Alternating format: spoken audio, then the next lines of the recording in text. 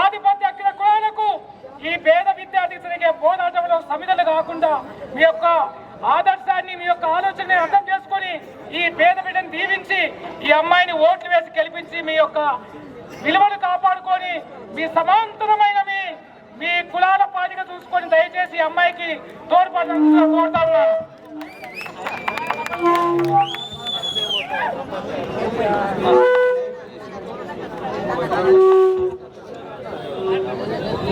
కొల్లాపూర్ నియోజక కాన్స్టిట్యున్సీ అభ్యర్థులకు కానీ కోదాడ ఓటర్ అభ్యర్థులకు కానీ నా తోటి విద్యార్థినులు నా అన్నదమ్ములు అక్క చెల్లెళ్ళు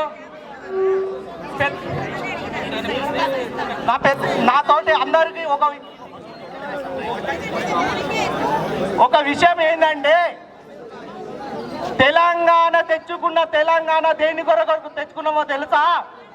నీళ్లు నిధులు నియామకాలన్నీ తీసుకొని వచ్చినాం. నీళ్లు నిధుల నియామకాలను తెచ్చుకున్న తెలంగాణ ఒక కుటుంబానికే పరిమితమైంది. ఈరోజు ఒక కుటుంబానికే పరిమితమైంది. ఆ కుటుంబంలో 6 మంది ఎమ్మెల్యేలు ఉన్నారు, 6 మంది కేబినెట్ మంత్రులు ఉన్నారు. ఈరోజు ఇప్పటి వరకు 9 సంవత్సరాలు మనం తెలంగాణ తీసుకొని వచ్చినాం.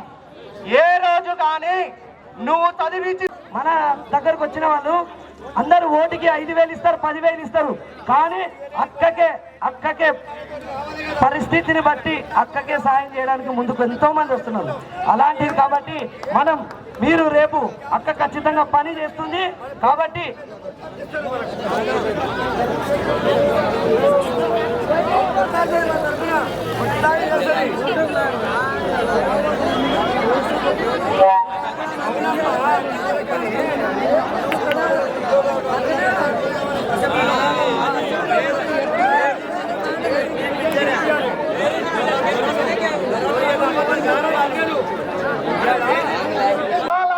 నిరుద్యోగుల గురించి కొల్లాపూర్ నియోజక అభ్యర్థిగా నిరుద్యోగుల తరపు నుంచి ఒక 25 ఏళ్ల పర్లాలక వరుస శిరీష అన్న అమ్మాయి నిలబడితే నిన్నగాక మొన్న ఫోన్ కాల్స్ లో కానీ వాళ్ళ ఇంటి ఫ్యామిలీ ఒక జాబ్ క్యాలెండర్ అనేది ప్రిపేర్ చేస్తా. ఖచ్చితంగా ఒక జాబ్ క్యాలెండర్ అనేది ప్రిపేర్ చేసి ఈ ఇయర్ లో ఎన్ని జాబ్స్ అయితే ఖాళీ ఉన్నాయో ఆ జాబ్స్ అన్ని అదే ఇయర్ లో ఫుల్ఫిల్ చేసేలా నేను చేస్తాను. ఇంకా ఏంటి అంటే హాస్పిటల్, అసలు కొల్లాపూర్ కాన్స్టిట్యున్సీలో ఒక పెద్ద హాస్పిటల్ అనేది లేదనమాట. కొల్లాపూర్లో ఒక పెద్ద హాస్పిటల్ కట్టిస్తా, ప్రతి గ్రామంలో రోడ్లు నిర్మిస్తా. ఇంకా అది చెప్పి ఇది చెప్పి నేను ఓట్లు అడుగుకుంటున్నాను అనకండి. ఒక్కసారి నన్ను గెలిపించండి, కొల్లాపూర్ చరిత్రనే మార్చేస్తా.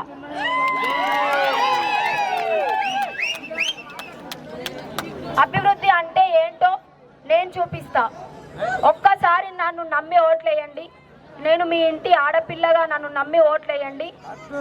అభివృద్ధి అంటే ఏంటో నేను చూపిస్తా. ఇప్పుడు మాట ఇస్తున్న మాట తప్పిందని కాదు, మళ్ళీ వచ్చినప్పుడు అక్క నువ్వు చెప్పింది నిలబెట్టుకున్నావని నేను అనడానికంటే ముందు మీరే అనేలా నేను చేస్తా.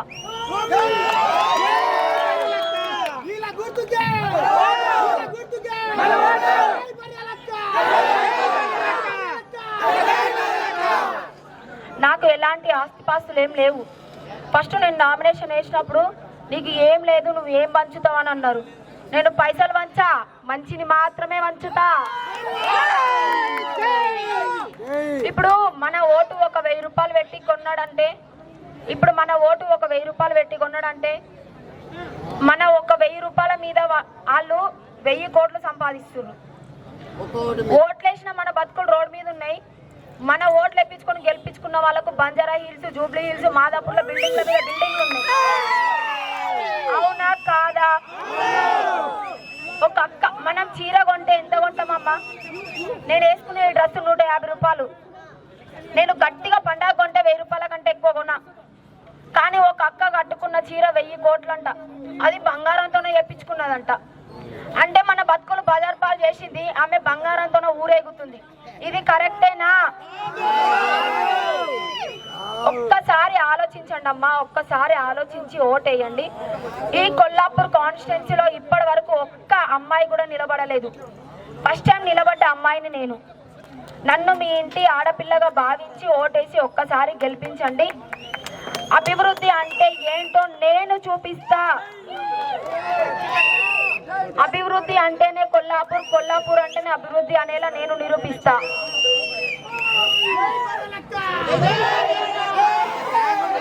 ఓటేస్తారా మరి? ఇంకొక విషయం చెప్పాలి. సైలెన్స్ అన్న, ఒక ఇంపార్టెంట్ విషయం చెప్తా. ఇంకొక విషయం చెప్పాలి ఏంటంటే, ఇప్పటి వరకు బర్లక్ అంటే చాలా మందికి తక్కువ తెలుసు అనమాట. కానీ మొన్న కేసీఆర్ తాత నోట్లోకి వెళ్ళి నా పేరు వచ్చిందబ్బా. ఏమన్నా తెలుసా? బిజీలు వద్దమ్మా, కారు కావాలి అంటున్నాడంట. కానీ తాతకు అర్థం కాని ఏంటంటే కారు ఎప్పుడో పోల్తా పడ్డది. భారతదేశం మొత్తం ఒకటే సౌండ్ వినిపిస్తుంది. అదేంటో తెలుసా? బిజిల్ సౌండ్ మాత్రమే వినిపిస్తుంది. హైలైట్ ఏంటంటే తాతకు నిద్ర పడతలేదంట రాత్రి పూట. ఎందుకో తెలుసా? ఏందిరా బాబు బర్రెలకు ఇట్లా చేస్తుంది అంటుండంట. ఈమె ఈడ ఆగేటట్టు లేదురా బాబు, భారతదేశం మొత్తం ఏలేటట్టుందని బెదిరింపులు చేస్తున్నాను. కాబట్టి ఒక్కసారి ఆలోచించండి అమ్మా. ప్రతి ఒక్కరికి ఒకటే మాట చెప్తున్నా, ఈ కొల్లాపూర్ కాన్స్టిట్యున్సీలో నిలబడ్డ ఒకే ఒక్క అమ్మాయిని నేను కాబట్టి నన్ను ఓటేసి గెలిపించండి. మీ అమూల్యమైన ఓటు నాకు వేసి గెలిపించండి. నేను మాట తప్పే రకం కాదు.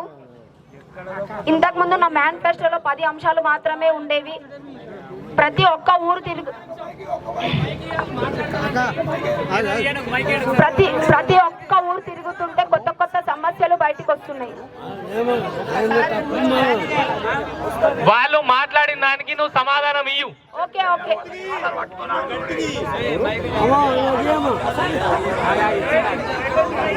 చెప్పమ్మా, ఏమో అంటున్నావు ఆడు తెలంగాణ వచ్చినాకనే నా పిల్లలు చదువుకోలేక నౌకరు రాకపో అని నెత్తి గీక్కుంటా తల్లిదండ్రులు ఇప్పించుకొని తాగుతున్నారు.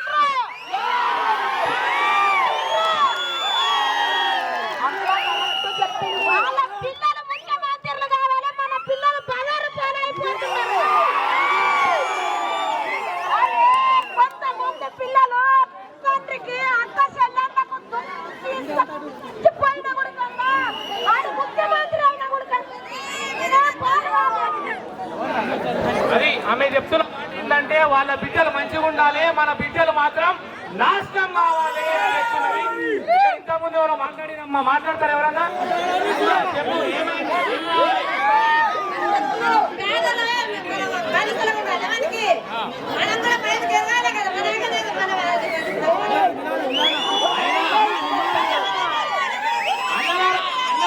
ఒక్క నిమిషం. ఇగో నీ ముంగట కాబోయే ఎమ్మెల్యే ఉన్నది, అసెంబ్లీ ఒకే పేద కుటుంబం నుండి వచ్చినటువంటి ఆడబిడ్డ ఉన్నది. నువ్వు ఆమెకి ఏమన్నా ప్రశ్నించాలంటే నీ ముంగట ఉన్నది. ఇప్పుడు ప్రశ్నించు, అడుగు, చెప్పగలవా?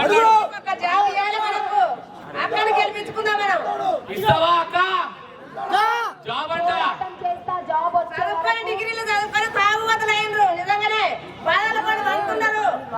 పని చేసుకుని చేత కాదు, ఇంటి పక్క జాబ్ ఇస్తేనే అక్కకు ఓటు. ఇక్కడ ఇంటికి జాబ్ ఇస్తేనే నీకు ఓటు అంట. నువ్వు ఆ మాటకి నువ్వు ఏమి చెప్పగలుగుతున్నావు సమాధానం? పోరాటం చేస్తా. నేను పోరాటం చేస్తా. నాకు కూడా జాబ్ రాలేదమ్మా. నా నెత్తిన చేయబెట్టి వాళ్ళ బిడ్డకు జాబ్ ఇస్తున్నాడు.